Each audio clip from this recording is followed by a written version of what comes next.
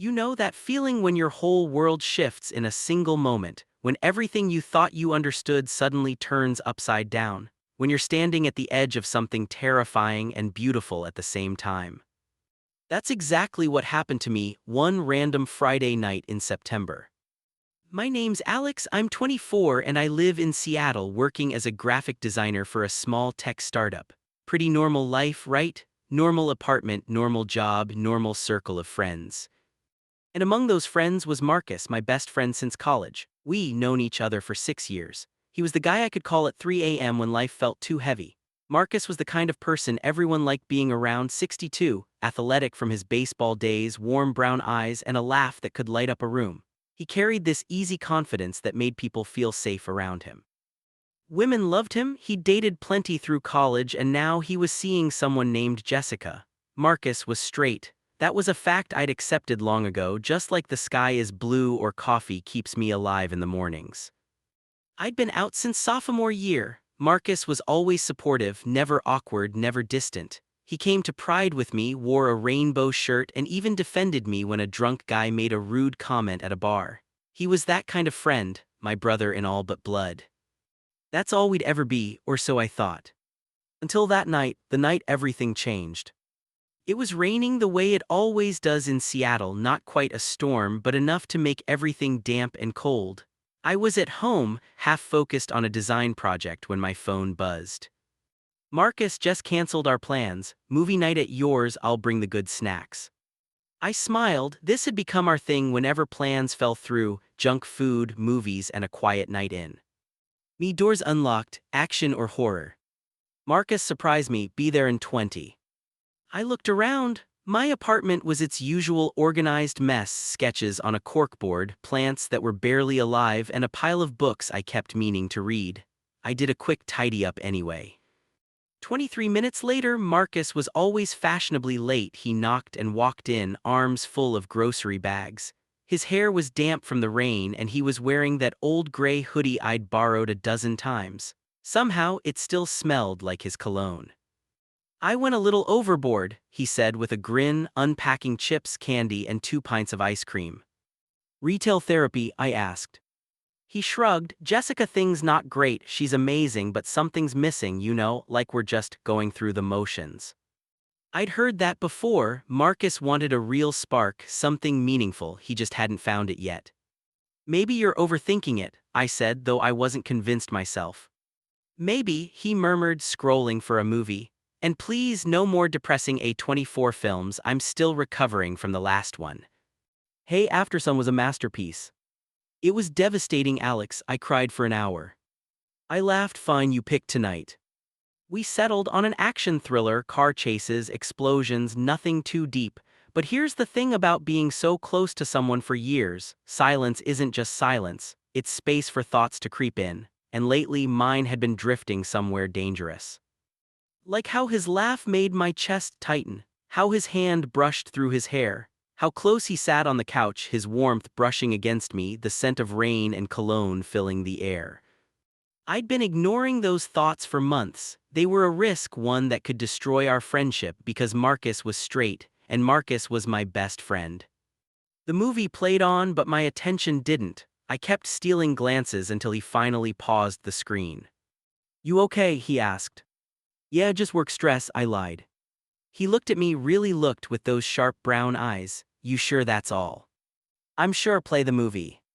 But he didn't. He turned more toward me. Alex, come on, I know when something's wrong. My heart started racing. It's nothing, really. Is it a guy? He asked quietly. You seeing someone? No, I said quickly. My love life's still a wasteland. When's the last time you even went on a date? 3 months ago, that guy from the coffee shop, Trevor. It didn't work out. He was nice, I said softly, just not the right fit. What does that even mean? I hesitated. How could I tell him the reason no one ever felt right was sitting right in front of me? I guess I'm looking for someone who gets me, I finally said. Someone who feels like home, someone I don't have to explain myself to, someone who makes me feel like I'm exactly where I'm meant to be. The room went quiet except for the rain tapping against the window. That sounds lonely, he said gently, waiting for someone like that. It's not about perfect, I said, it's about real, about connection. Something shifted in his eyes. You really believe that kind of connection exists? Don't you? Isn't that what you're trying to find with Jessica? Yeah, I guess I am. He paused, then added quietly, but what if I've been looking in the wrong places? My breath caught. What do you mean? He opened his mouth, then shook his head. Forget it. But I couldn't. The tension in the room was different now, electric, unspoken, alive. His knee brushed mine. Neither of us moved.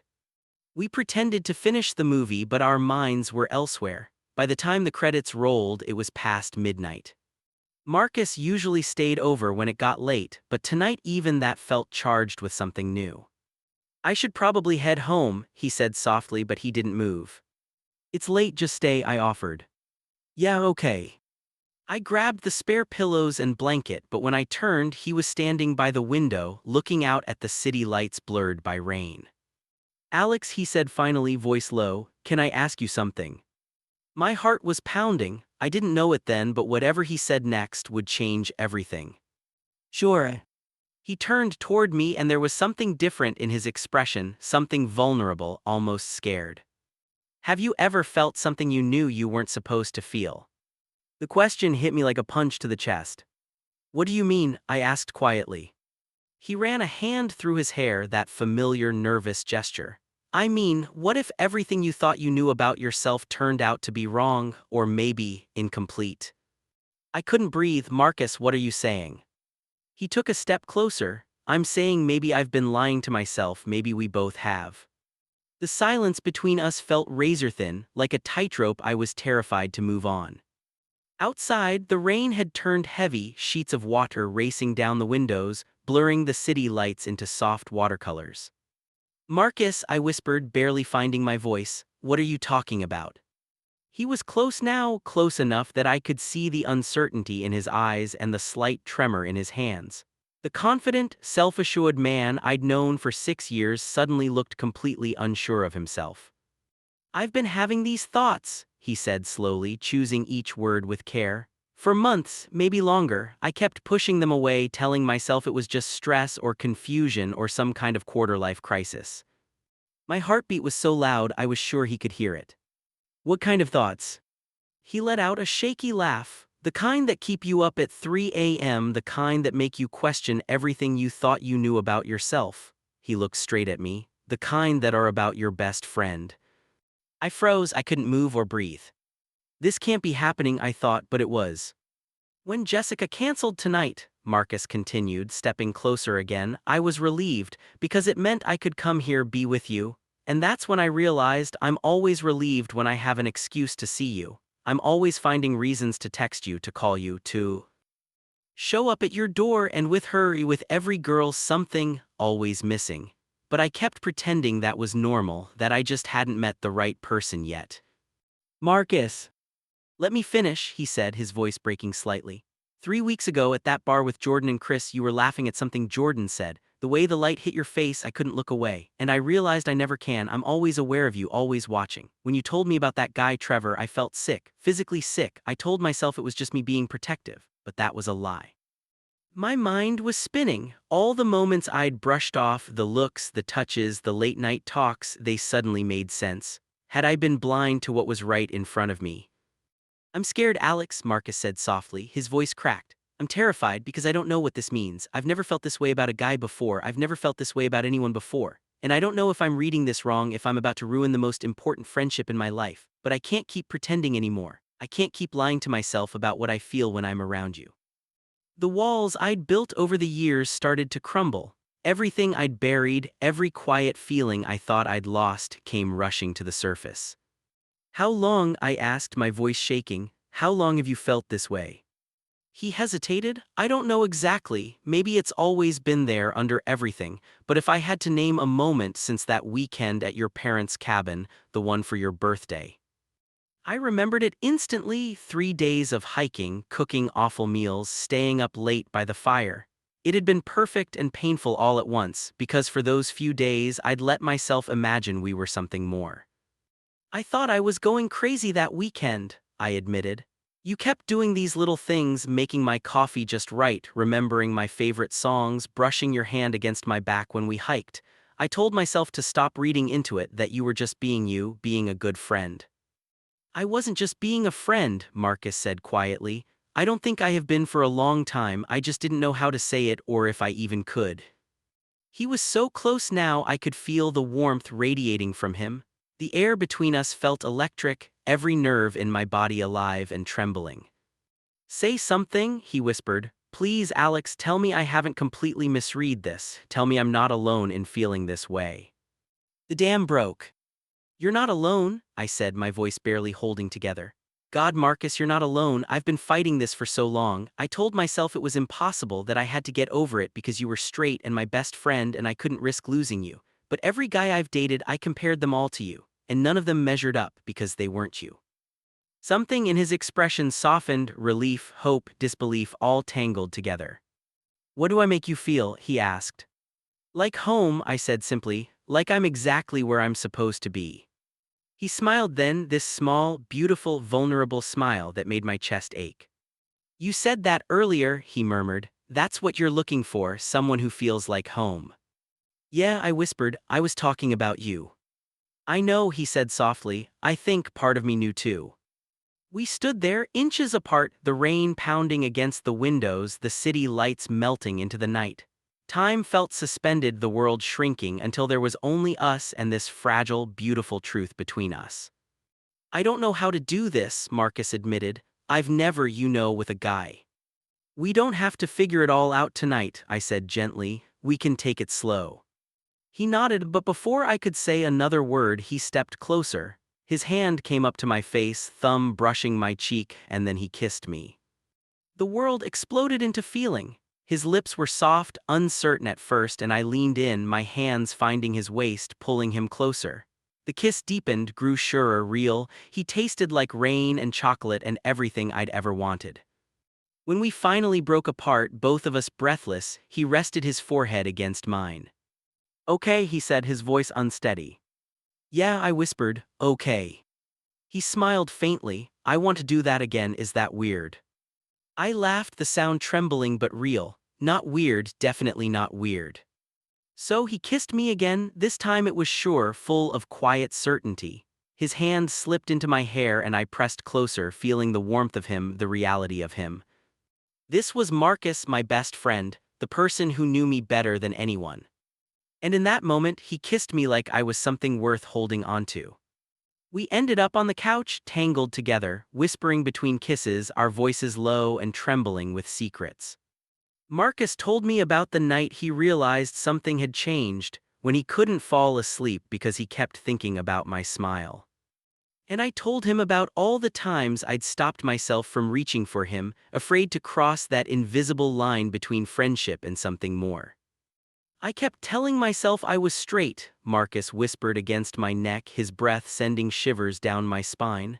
But maybe sexuality isn't black and white, maybe it's about the person, not the gender.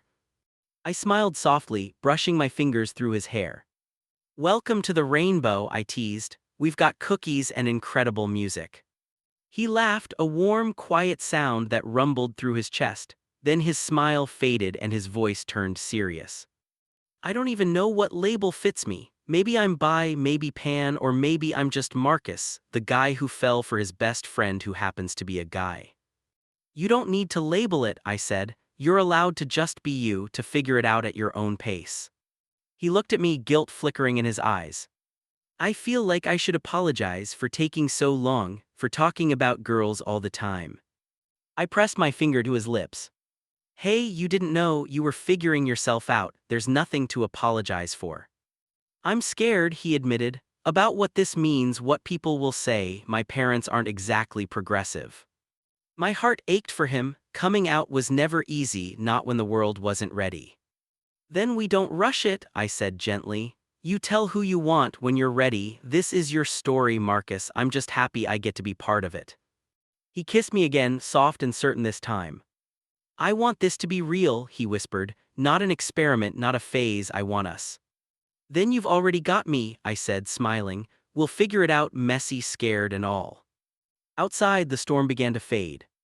Inside, something new was quietly being born, fragile, terrifying, and real. When I woke up, sunlight was streaming through the blinds and Marcus's arm was draped over my waist. For a moment, I thought I was dreaming, but then he stirred, pulling me closer, and I realized no, this was real. He looked so peaceful, his lashes resting against his cheeks, his hair a mess, his breathing slow and steady.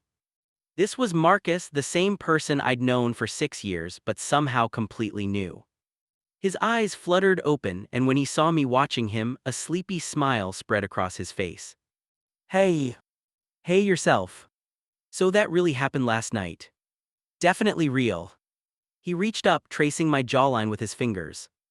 I thought I'd freak out, but I don't. I feel calm, like this is exactly where I'm supposed to be. That's what right feels like, I whispered. Then yeah, he smiled, it feels right. We kissed again, messy, morning breath and all, and somehow it was perfect. Later in the kitchen, we fell into our usual routine, me making coffee, him raiding the fridge. Only this time there was something electric in the air, a quiet warmth that made every small touch mean more. A hand brushing mine, a soft laugh, a stolen glance. Can I ask you something? He said as we sat down with breakfast. Always. How did you know when you came out, I mean? I thought for a second. It wasn't one big moment, it was little things, noticing how I looked at guys, realizing I was pretending to be someone else. By high school, I couldn't keep pretending. Hiding felt like suffocating. He nodded slowly. I think I've been suffocating too. Then breathe, I said softly. There's no deadline for figuring out who you are. What about us, he asked quietly, do we tell people? Only when you're ready, I told him, there's no rush. That feels like hiding, he said, and I don't want to hide, I'm scared but I'm not ashamed, you're important to me. I smiled. Then we start small, tell the people we trust, the rest can wait. He reached across the table, taking my hand. Thank you for being patient, for not pushing me. We're in this together, I said. When he finally left for work with one last, lingering kiss at the door, I couldn't stop smiling. The apartment felt different, lighter. I texted Rachel, my best friend. Me, remember how I said Marcus was definitely straight? Rachel, oh my god, what happened? Me, he kissed me. The next few weeks were chaos, the best kind. We were still us, still movie nights, takeout and laughter. But now there were touches that lingered, glances that spoke louder than words. And for the first time in years, it felt like we were finally living the truth we'd both been too afraid to admit. At first, Marcus was hesitant, second-guessing every move, afraid to do something wrong, but slowly he relaxed into it. We'd spend our evenings in my apartment, cooking dinner side by side. He'd pull me close while we waited for the water to boil, pressing soft kisses to my neck just because he could. During the day, he'd text me random thoughts. Missing you, is that normal? Just past that bookstore you love, thought of you. 2 weeks later, we decided to tell Jordan and Chris. We'd invited them over for game night. Halfway through Mario Kart, Marcus suddenly blurted it out. Alex and I are dating. There was a heartbeat of silence, maybe two, before Jordan jumped up. Finally, Chris, pay up, you owe me $50. Wait, what? Marcus blinked. Chris grinned. We had a bet whether you two would figure it out this year or next. You knew? I asked, stunned. Dude, Jordan said, laughing, everyone knew except you two. The sexual tension was painful. Marcus's face went red, but he was laughing too. How long were we that obvious? He asked. Chris smirked. Remember your birthday last year when Alex threw that surprise party and you looked at him like he'd hung the moon? Yeah, since then. Marcus found my hand, threading his fingers through mine. Guess we were the last to know, he said softly. Are you guys okay with this? He asked them. I could hear the vulnerability in his voice. Jordan leaned forward. Marcus, come on, you're both our friends, you're happy, that's all that matters. He paused, grinning. Plus, Alex has been miserable pinning after you for like 2 years. Honestly, this is a relief. It hasn't been 2 years, I protested. At least 2, Rachel chimed in, walking in with a bottle of wine. Marcus turned to me, a small surprised smile forming. 2 years. Maybe, I admitted, give or take. He kissed me right there in front of everyone, soft and certain. I'm sorry it took me so long, he whispered. You were worth the wait. Our friends cheered, and just like that, everything felt real, solid. A month later came the conversation with his parents. He'd been anxious for weeks. I offered to go with him, but he said he needed to do it alone. When he showed up at my apartment that night, one look at his face told me everything. I pulled him into my arms, and he held on like he was trying to keep from breaking. They didn't take it well, I asked quietly. My dad said he needs time. My mom cried and asked where they went wrong, he said, his voice hollow. They said they love me, but they don't understand. They asked if I was sure, if I was just confused. He swallowed hard. When I told them about you, about us, my dad said he couldn't support it, that he hoped I'd come to my senses. My heart broke for him. I held him tighter. What do you need? I whispered. Just be here, please. Always, I promised. We stayed like that for a long time. His pain was heavy, but underneath it was strength, the kind that comes from choosing truth over fear.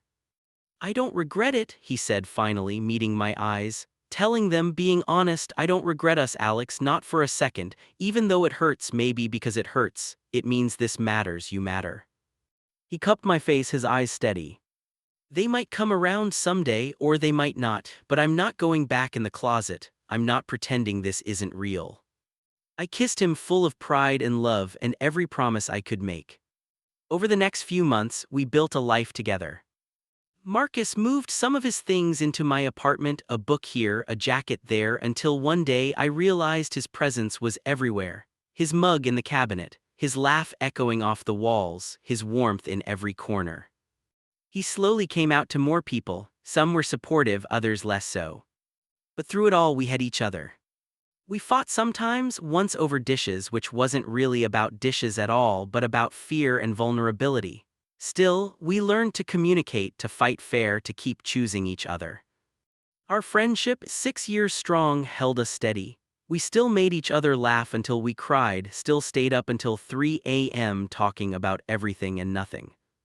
6 months after that first rainy night, Marcus surprised me with a weekend trip to my family's cabin, the place where everything had started.